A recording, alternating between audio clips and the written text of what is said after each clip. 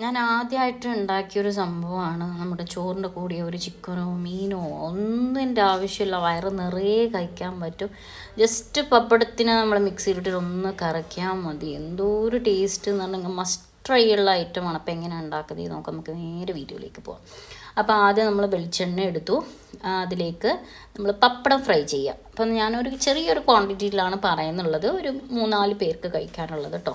അപ്പോൾ ആദ്യം നമ്മൾ പപ്പടം ഒന്ന് വെളിച്ചെണ്ണയിലൊന്ന് ഫ്രൈ ചെയ്തെടുക്കുക. ഒരു 3 പപ്പടം ഞാൻ എടുത്തിട്ടുണ്ട് കേട്ടോ.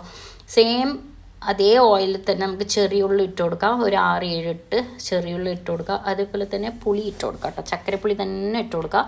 അതേപോലെ തന്നെ നമ്മുടെ ഉണക്കമുളക് അതും കൂടി ഇട്ടിട്ട് ഒന്നിങ്ങനെ ഫ്രൈ ചെയ്തെടുക്കുക. നല്ല കളർ ചേഞ്ച് ഒന്നും ആവണ്ട. ഇനി നമ്മുടെ മിക്സിയുടെ ജാറാണ് ആവശ്യമുള്ളത്. മിക്സിയുടെ ജാറിൽ ഒരു പിടി നമ്മുടെ തേങ്ങ ഇട്ട് കൊടുക്കുക. അതേപോലെ തന്നെ നേരത്തെ ഫ്രൈ ചെയ്ത് വെച്ചിട്ടുള്ള ഉള്ളി ആ കൂട്ടിട്ട് കൊടുക്കുക.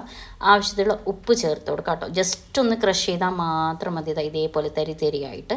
ഇനി നമ്മൾ അതേ മിക്സിയിൽ തന്നെ നേരത്തെ ഫ്രൈ ചെയ്ത് വെച്ചിട്ടുള്ള പപ്പടം കൂടി ചേർക്കാം. എന്നിട്ട് ജസ്റ്റ് ഒരു ക്രഷ് ചെയ്താൽ കണ്ട നമ്മുടെ